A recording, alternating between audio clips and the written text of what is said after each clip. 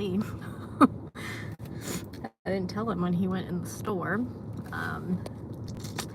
Yeah, but I'm just kind of sitting here, and I thought, I'm sitting here with my new rescue friend.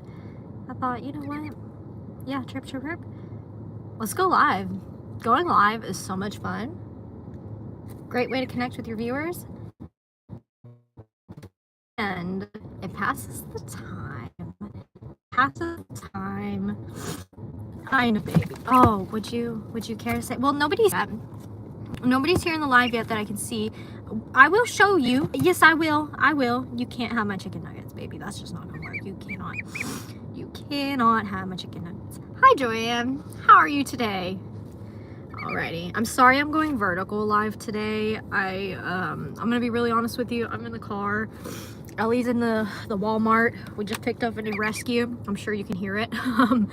It's all happened all in like one moment. I need to block the sun. The sun is on my nerves. Sorry. I've got a little bit of the burps because ever since I've like started my medicine, the Cokes make me burp more now. I don't know, so I'm sorry.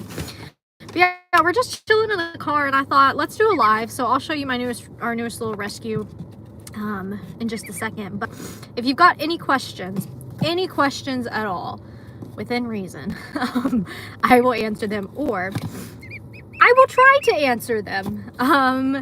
But here's my newest little friend. Also, my McDonald's. You want my McDonald's, don't you? So we were just getting ready to come to the store to get stuff. I'm going to be getting rid of a lot of my clothes that like I don't wear anymore. A lot of teacher clothes I had that I'm gonna donate them. And so I need to get tubs to do that. Tubs specifically with wheels on it because I like to roll it through the house instead of like carrying it. And so, oh, hi, Lovey. I'm sorry, I didn't tell you I was gonna go live. I was just sitting here and I was like, wow, I could pass the time by going live. So that's what I'm doing.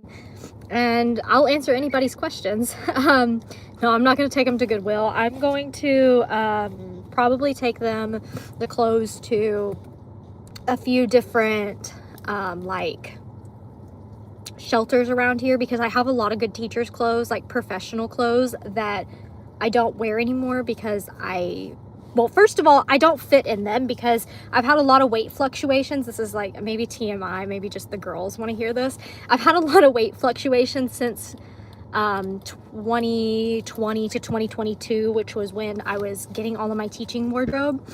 And so just because of all the medicines I've been on, I've lost weight in some areas, gained in some areas, totally okay with it.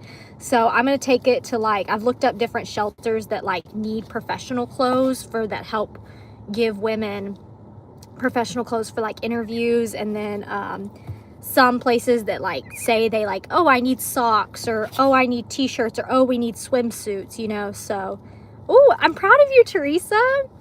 I know a lot of people have been saying like they've noticed I've been losing a lot of weight. It's not anything I'm trying to do, not at all.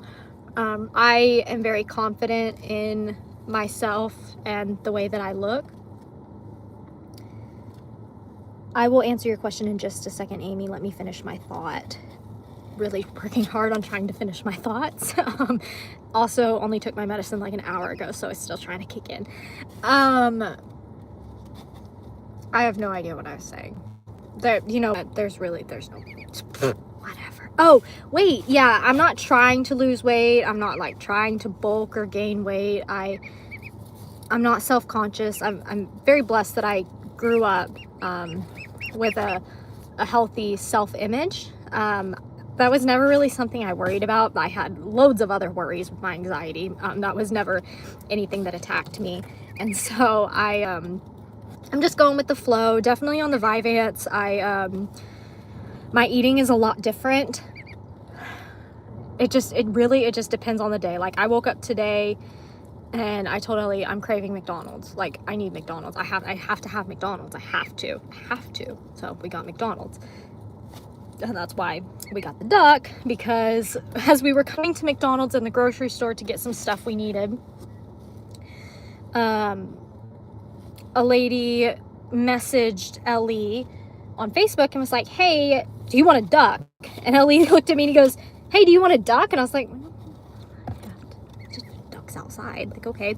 But I was like, sure, who? Like, what? And he's like, oh, this lady, she lives in Cleveland, you know, which is where we were going to come to the grocery store. It's like 20 minutes from us. She has a duck that they saved, they rescued it, and it's living in her bathtub right now, and they don't have a place for it to go. I was like, yeah, okay, yeah, let's do it. What's one more duck? At this point, I don't care what anybody has to say about the sheer amount of birds we have. I know that our animals aren't being hurt from birds. Sorry, maybe that comes off a little bit aggressive. I feel like I have a lot of, I'm gonna call it trauma. And maybe that's a little bit, a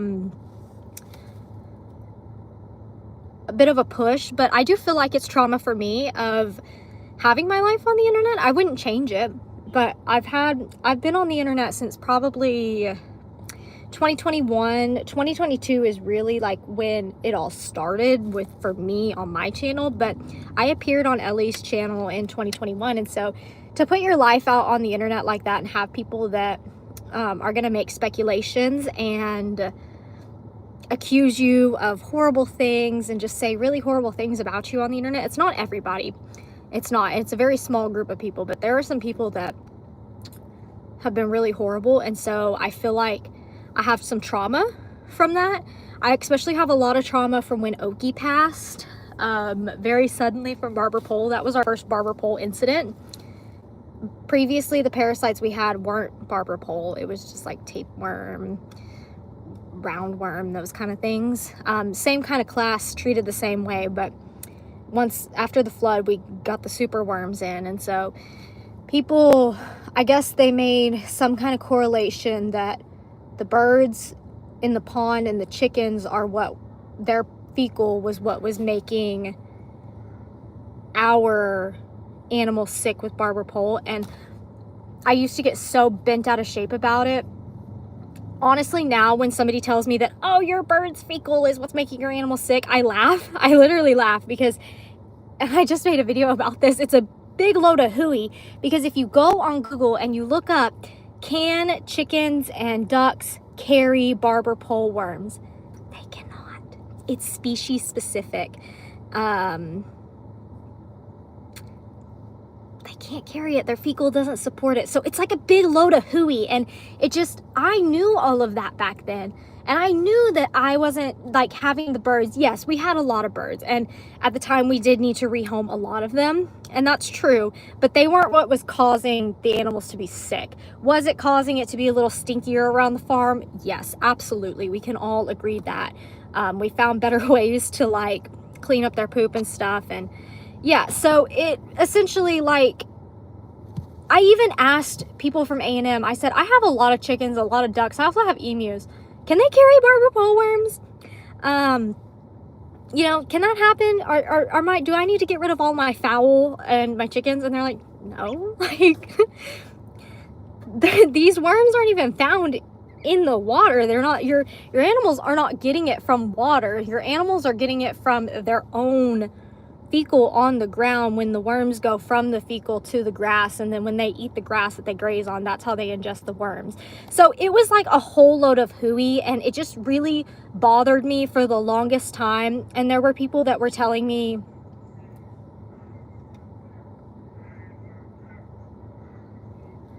oh, that's somebody using a radio. I'm sorry. I thought there was something going on in the car or something. I don't know. It was just like the biggest load of hooey, and it didn't matter what I said. It didn't matter what research was out there. It didn't matter what the vet said. It didn't matter if I said, hey, I talked to somebody at A&M's division and they told me this. I could have even videoed it, and there were some people that were still so 100% bent out of shape that I killed Okie dokie. And that's like, that was their thing, was, oh, they don't clean enough. They don't do this. Their animals eat on the ground. They da da da da. And that's not true. It wasn't true. Our animals were eating from trots at the time when he passed. The point is, I'm not trying to defend myself about what happened then. I get really bent out of shape when, I still do, and there's a lot of trauma there when people tell me I have too many birds and that's what makes my animals sick. It really hurts, because I do the best that I can for our animals. And the people that know us and love us, all of y'all on here, they know. Y'all know what we do. And no, we're not perfect.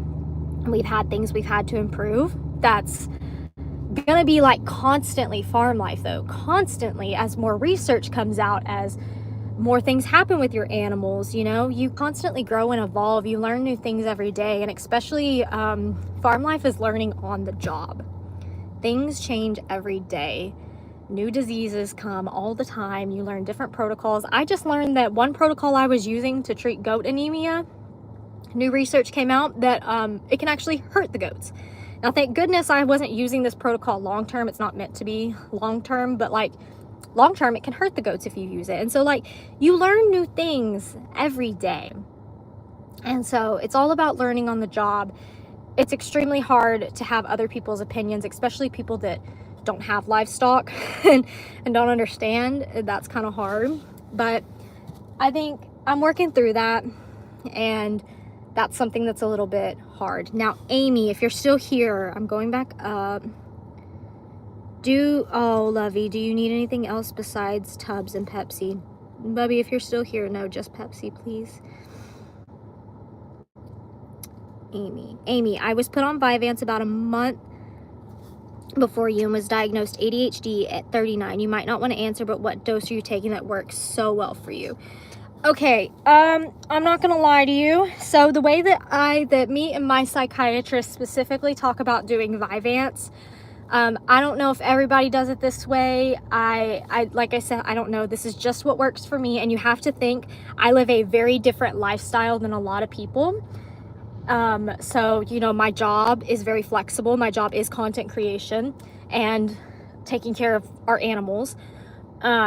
So my hours are a lot different than everybody's. I might get up at like the crack of dawn, go outside, do waters, but during summer, I come inside and take a break, and I might nap during that time. But then I might get up in the afternoon and I go do more chores, and then I might nap a little bit in the evening and then be up all night, like predator watch. It just depends on the day. So my Vyvanse is, I think it's 20 milligrams, I think.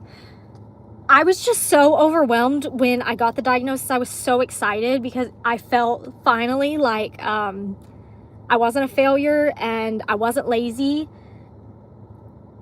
All of those things, like the reason that I struggled in everything I guess I kind of hated about myself that I couldn't do and feel accomplished about. It was like in that moment I was being told, like, this isn't your fault. It's a chemical imbalance in your head. It's not your fault. So I think I was crying. So I think it's 20 milligrams. I think.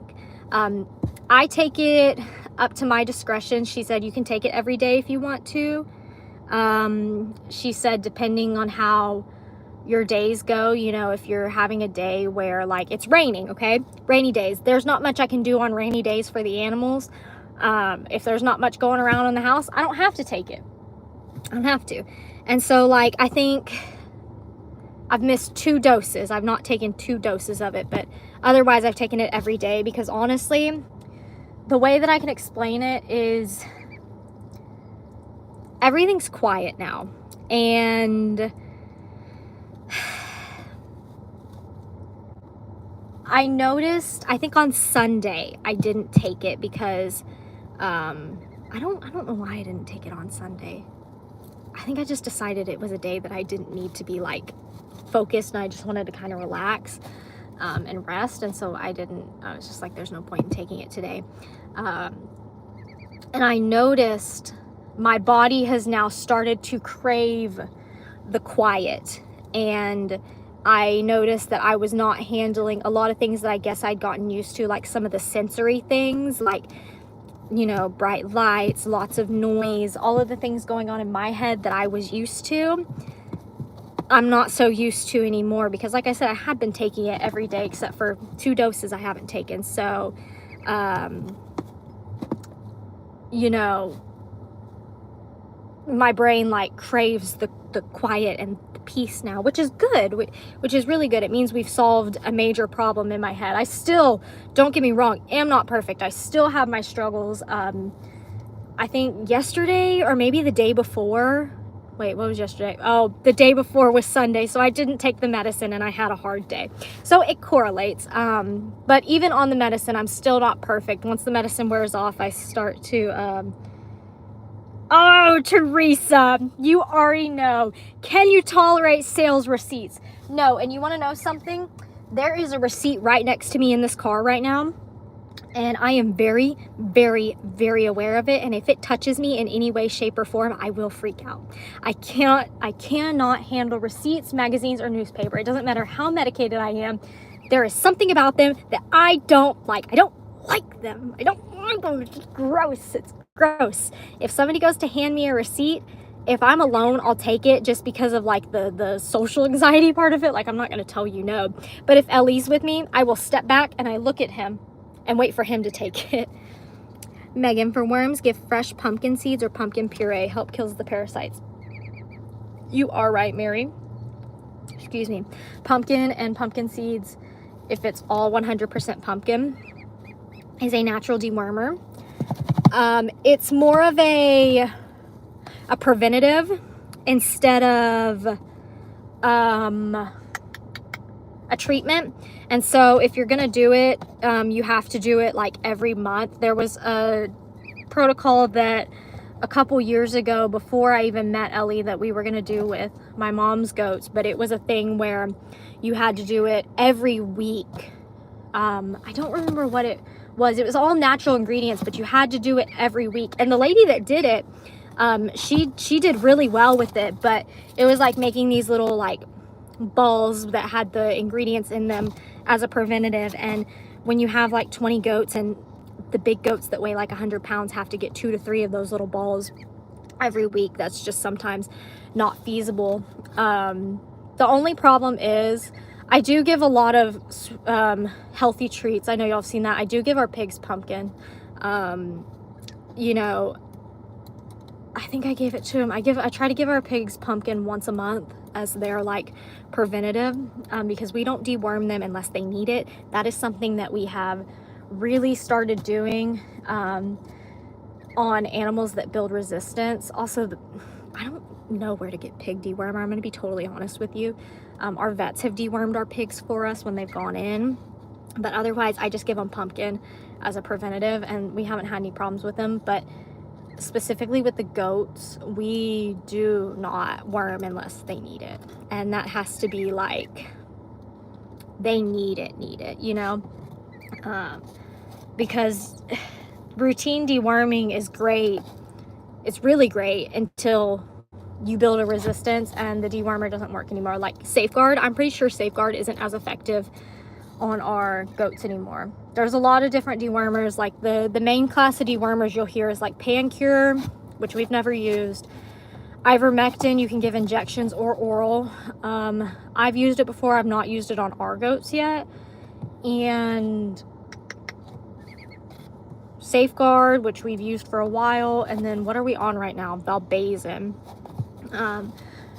Right now we're on the Valbazen round because I felt like the Safeguard wasn't doing it, and Big Thicket was like, just switch to, why go live when Cog Hill is live? I didn't know Cog Hill was live. I'm gonna be really honest with you. I do not have scheduled lives. I know mostly when people go live. Like I know tonight's Timeout Tuesday, so Jamie will go live at 7. I don't have scheduled lives. I just go and I checked my subscription box real quick to make sure none of the family was live. So I'm sorry. If y'all want to go watch Cog Hill, you can go watch Cog Hill. I don't mind.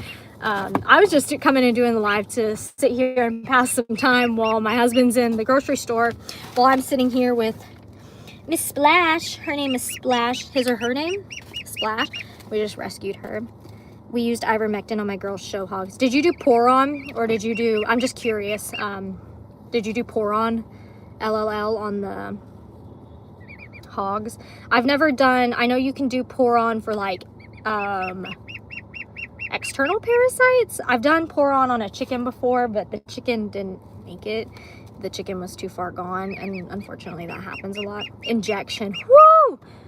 I am, bless your heart, because whoo, pig injections, injections period, that's the one thing that I wish I could do, is injections. I really struggle with doing injections, and so Ellie has to do them. And so like we did a injection on one of my mom's goats who wasn't feeling too good. We gave her a B complex injection the other day. It's also scary. Goats scare me, I'm not even gonna lie. They scare me. They react to everything. So when we gave my mom's goat the injection, if you don't know this about goats, when you give them B complex injections or specifically iron injections, the first time you give those injections, they can have an allergic reaction. So I had to make sure my mom had Benadryl, because I have given a goat one of my mom's goats a B complex injection before. Well, Ellie gave her the injection. I was just there, and I had to watch the goat, and after 10 minutes the goat's eye started swelling, and I was like, dang it. And so you can give goats Benadryl so they negate the reaction, and it worked. So, you know, goats with injections, it scares me. And then goats also, I don't know if all animals, I know people talk about goats specifically at the injection sites, they can get an abscess really easily, so you have to like massage the medicine around to try to avoid that, but it's very common in goats. And yeah, so the thing with the B12 is the goats will only absorb what they need, and that's really great, because you're not going to overdose on B complex. You're not going to overdose a goat on B complex. You should keep it within the dose, but like if you give them a little extra, like I gave her a little bit extra because she was really down, and I also gave her some dewormer. She was due for it too, so it was like, okay, I'm hitting you with a hard dose of dewormer, so I'm going to give you a big dose of the B complex, and they will excrete everything out of their system. You can overdose on dewormer. I don't know what'll happen. I don't know the ins and outs of all the medicine. I know basically what I need to know to get by. I do not like doing injections. Injections are kind of my, like, I know they're more effective because they metabolize quicker, but I do not like giving injections because I also feel like they're so risky. I'm terrified that one day I will inject into a vein, and I know how you're supposed to do it. We do it, well, Ellie does it. You poke them, especially if you're doing sub-Q, it's pretty easy. Chirp, chirp, chirp, chirp, chirp. You know, you just stick the needle, and then you pull back to see if there's a flash of blood, and if there is, then you need to do a new stick. But injections are like my least favorite thing to do, and thankfully we don't have to do a lot of them. And if we had to, we could have the vet come out and do a series of injections. But yeah, we're doing pretty good. Everybody's doing pretty good. I do know we've had to give fluids. We do give fluids quite often, and that's just sub-Q, which if you don't know what sub-Q means, it's subcutaneous, it's under the skin, which isn't hard, but I hate poking them. I hate poking them, and that's why I couldn't be a vet tech. So many people have been like, go be a veterinarian, go be a vet tech. Like, well, one, I already have my bachelor's degree, and I really enjoy my life right now. I love getting to help sick animals. I do not want that to be my job though, because I don't have boundaries. I go all in, and so like I lose a bird, I lose a piglet. Oh, there's my husband. Oh, this is gonna be interesting. I don't know how he's gonna get these tubs in the car. Oh, this is gonna be good. This is gonna be fun. I don't want my job to be helping sick animals. I want to rescue and rehabilitate, but I don't want to see the worst of the worst. Are you still alive, Lily? I am still alive. Okay. Is everything okay? Yeah. Good luck. I don't have the, I don't even know what you call it, the confidence and the ability to kind of put myself aside and be a good vet tech or veterinarian. It would be very, very difficult for me, because while it's great when you have, you know, you help the sick animals, I could not be in an environment where that's all I'm seeing. I need the environment where I take you from nothing to good, and then you live with me. You know, you get to live out your life with me, and I really do well specifically with rehoming. I really like rehomes. Oh, you just went poo poo. That's, well, at least you got normal poops. I'm very specific about the difference between a rescue and a rehome. We do have some rescues, but we have a lot of rehomes. I know that kind of gets used interchangeably, but sometimes, to me, a rescue is an animal that is in deep need, meaning like Maisie. Maisie needed somebody to rehabilitate her and give her the care she needed and fully needed to be rehabilitated, you know, versus this duck is fine. This duck has nothing wrong with it. This is a rehome. Rooster, our dog, was a rehome. And so I do better with rehomes versus rescues because a lot of rescue stories aren't. Is that for you? No, it's for you. Me? Yeah. Can I see it? I bought you some shoes, baby. Oh my gosh, I've been needing new house shoes. I go through these like crazy because I take them outside and I know I need to stop taking them outside. All right, well. I bought myself some shoes too. What'd you buy? Some flip-flops. Are they sorta chirp, chirp, kinda. chirp, chirp? Are they like house shoes or are they like outside shoes? Kind of like both. Outside shoes. Or kind of Outside house shoes.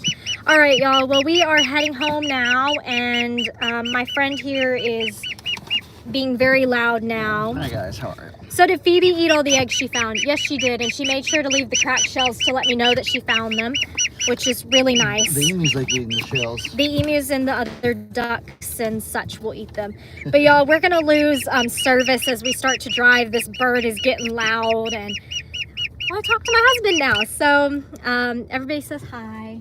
Hello. How'd you do in the store? I did good. Talk to strangers? No? I said excuse me a few times because people were in my way, but you know. No stranger talking? No. All right, well, I hope y'all enjoyed. I always enjoy. Whoa! No, duck! Okay. He's telling me you've got to pay attention to me now. He just jumped out of the box. Okay, y'all, I gig 'em. I hope y'all enjoyed, and I'll catch y'all next time with another one. Bye, friends.